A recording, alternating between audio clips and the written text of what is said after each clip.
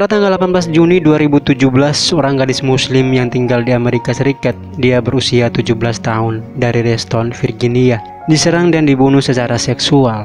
Awalnya insiden itu secara luas dianggap sebagai kejahatan kebencian anti-muslim. Akan tetapi, belakangan insiden tersebut diketahui bahwa pembunuhan itu sebagai tindakan kemarahan di jalan secara spontan dan bukan kejahatan kebencian antara agama, suku, dan ras. Gadis itu bernama Nabra Hassanen. Bagaimana kronologi kisahnya? Simak video ini sampai selesai ya guys. Tapi sebelum kita nonton video ini, jika kalian suka dengan channel ini, jangan lupa di subscribe, like, dan bagikan ke semua orang guys. Thank you guys.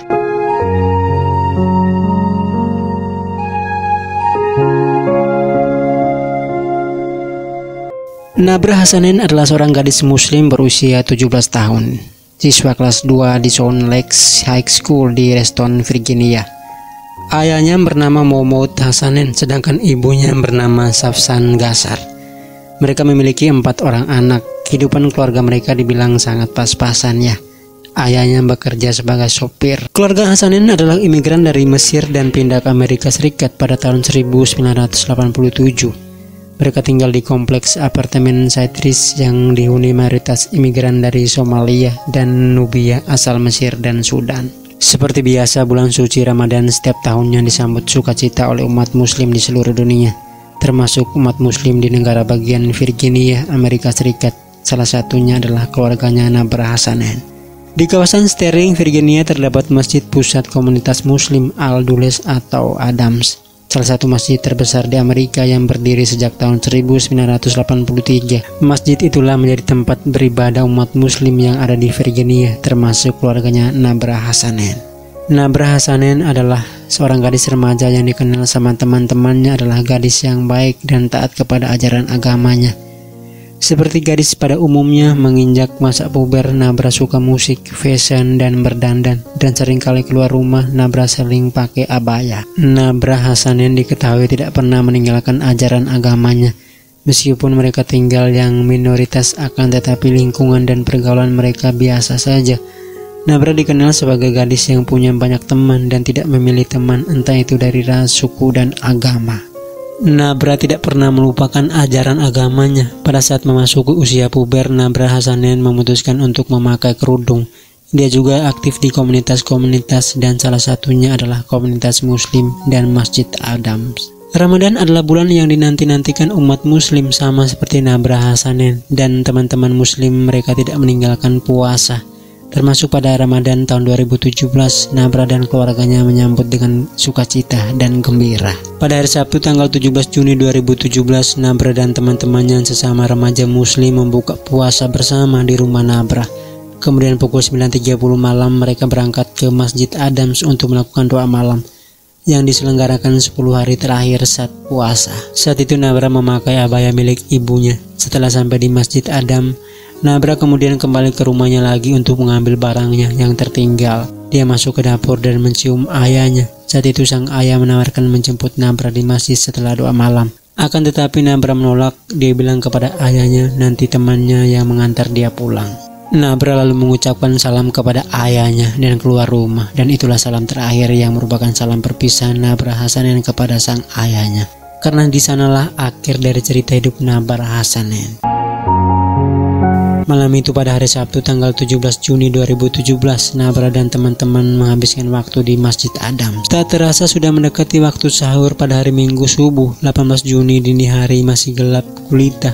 Nabra bersama teman-temannya menuju McDonald yang berada tak jauh dari Masjid Adams untuk membeli makanan sahur. Sebagian berjalan kaki dan sebagian lagi menggunakan sepeda. Setelah membeli makanan yang diinginkan, mereka pun kembali ke masjid. Pada saat yang sama, di tengah subuh yang masih gelap itu, Darwin Martinez Torres juga sedang berada di sana, di dekat Masjid Adam, kawasan McDonald, tempat para remaja itu membeli makanan. Dia sedang jalan-jalan menggunakan mobilnya berwarna merah usang, melewati kawasan McDonald, tempat para remaja akan membuka sahur. Di tengah jalan, Darwin Martinez melihat anak-anak remaja itu sedang berjalan kaki, sementara ada 2 cowok menaiki sepeda. Darwin kemudian mengklakson mobilnya kepada kedua cowok itu. Karena kesal bunyi klakson yang terlalu kencang, 2 remaja itu pun marah dan mengejek mobil Darwin yang usang dan menyalip mobil Darwin itu dengan sepeda. Disitulah terlihat dalam perselisihan, Darwin juga mulai marah. Dia mengejar kedua pria itu dengan mobilnya. Kelompok teman Hasanin berpencar saat Darwin itu melaju ke tepi jalan. Dia kemudian mengikuti mereka ke tempat parkir, turun dari mobil dan mengejar mereka dengan tongkat bisbol secara membabi buta. Kelompok remaja itu berlari menuju masjid menyelamatkan diri mereka masing-masing. Namun salah satu di antara mereka, yaitu Nabra, kesulitan berlari karena dia memakai abaya, sehingga akhirnya Nabra tersandung dan terjatuh. Tanpa pikir panjang, Darwin yang amarahnya sedang meluap-luap, dia menghampiri Nabra dan langsung memukul Nabra dengan tongkatnya itu dan menyeret Nabra ke mobilnya. Darwin mengendarai dengan mobilnya, membawanya ke lokasi terdekat dan menyerangnya lagi dengan cara melakukan seks terhadap Nabra. Setelah gadis itu meninggal dunia, pria itu membuangnya di kolam dekat rumahnya. Sementara itu teman-teman Nabra Hasanin tiba di masjid dengan selamat, namun mereka segera tersadar bahwa Nabra tidak ada bersama mereka. Mereka pun keluar dan mencari Nabra, namun gadis remaja itu tidak ditemukan keberadaannya. Pagi itu tanggal 18 Juni mereka segera melaporkan kejadian itu kepada pihak masjid dan orang tua Nabra. Kabar itu segera menyebar ke komunitas muslim yang ada di Virginia. Mereka pun segera melaporkan kepada polisi tentang hilangnya Nabra itu. Pada pukul 4 pagi, polisi segera tiba ke lokasi dan memeriksa sekeliling. Teman-teman Nabra mengatakan bahwa tadi mereka dikejar sama seorang pemuda dengan tongkat bisbol dan mengendarai mobil berwarna merah usang. Polisi menemukan sendal, kacamata, dan ceceran darah Nabra di lokasi. Polisi melakukan pencarian. Mereka mendapat informasi bahwa seseorang melihat mobil berwarna merah usang sedang melaju di tepi jalan Virginia. Polisi segera mengejar mobil itu dan berhasil menyetop mobil itu di tengah jalan. Setelah mengecek mobil itu, terlihat seorang pria yang tidak mengenakan baju dan sepatu. Banyak bekas cakaran di dadanya dan tubuhnya penuh dengan kotoran tanah dan daun-daunan, dan ada ceceran darah di bagian tubuhnya. Pria itu langsung dibawa ke kantor polisi dan diinterogasi. Di sana dia mengaku bahwa bernama Darwin Martinez Torres, seorang pria imigran dari El Salvador, dan saat itu dia berusia 22 tahun, bekerja di bidang konstruksi. Diketahui bahwa Torres merupakan cacat intelektual seperti keterbatasan kognitif dan signifikan, ingatan yang buruk, penilaian yang sangat terganggu, dan buta huruf ya. Dia memiliki IQ 68 di bawah rata-rata. Menurut pengakuan Darwin di kantor polisi, di tengah jalan terjadi pertengkaran antara dirinya dan kedua remaja bersepeda. Dia lalu mengejar rombongan remaja itu dengan tongkat bisbolnya. Ketika melihat Nabra tertinggal dan terjatuh, dia hajar dengan tongkatnya itu. Diseretnya masuk ke mobil dan membawanya ke suatu tempat yang tidak jauh dari rumahnya. Menurut pengakuan Darwin pada saat itu, Nabra masih bernapas. Darwin kemudian memaksanya untuk berhubungan seks. Dan setelah gadis itu meninggal dunia, dia lalu menghilangkan jejak dengan cara membuang mayat gadis itu ke kolam dekat rumahnya. Polisi kemudian mulai mencari gadis itu dan tubuhnya ditemukan mengambang di kolam sekitar pukul 3 sore. Mayat gadis itu langsung dibawa ke rumah sakit. Hasil otopsi menunjukkan bahwa Nabra tewas akibat pukulan benda tumpul. Kejadian itu mengejutkan komunitas muslim yang ada di Amerika, terutama Virginia.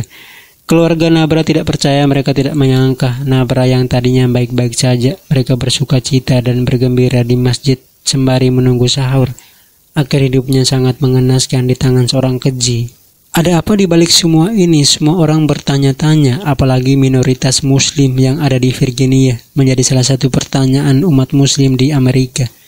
Mereka mengatakan bahwa kejadian pembunuhan itu ada hubungannya dengan kebencian antara ras, suku, dan agama.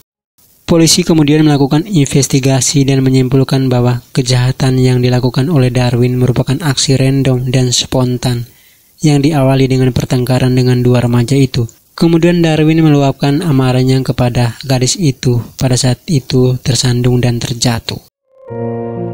Beberapa hari sebelum pembunuhan Nabra, seorang wanita yang dirawat di ruang gawat darurat sebuah rumah sakit di London Country mengatakan kepada perwakilan dari agen layanan perlindungan anak bahwa Torres telah menunjuk, mencekik, dan menyerangnya secara seksual. Dia juga mengatakan kepada perwakilan bahwa Torres adalah anggota geng kriminal internasional. Wanita itu menuduh Torres melakukan hal keji kepadanya. Akan tetapi tidak ada bukti yang valid ya. Pihak polisi tidak menyimpulkan hal tersebut. Sekitar 5.000 orang pelayat menghadiri pemakaman Nabra Hasanin pada 21 Juni dan menyebabkan kemacetan lalu lintas yang luar biasa. Sementara mayoritas peserta adalah Muslim, Kristen, dan Yahudi juga ikut di sana. Ayah Nabram Hassanein adalah salah satu dari banyak muslim yang percaya putrinya dibunuh karena identitas sebagai seorang muslim. Ketika Hassanein diculik, dia mengenakan jubah muslim yang dikenal sebagai abaya. Akan tetapi sebagian juga percaya bahwa kejahatan itu dilakukan secara spontan, tidak melibatkan ras, suku, dan agama.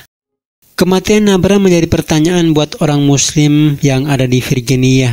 Dan si bongsu yaitu adiknya Nabra tiap hari bertanya kepada orang tuanya, kemana kakak Nabra? Tinggal 6 hari lagi menunggu hari raya Idul Fitri. Namun Nabra Hassanein harus meninggalkan dunia.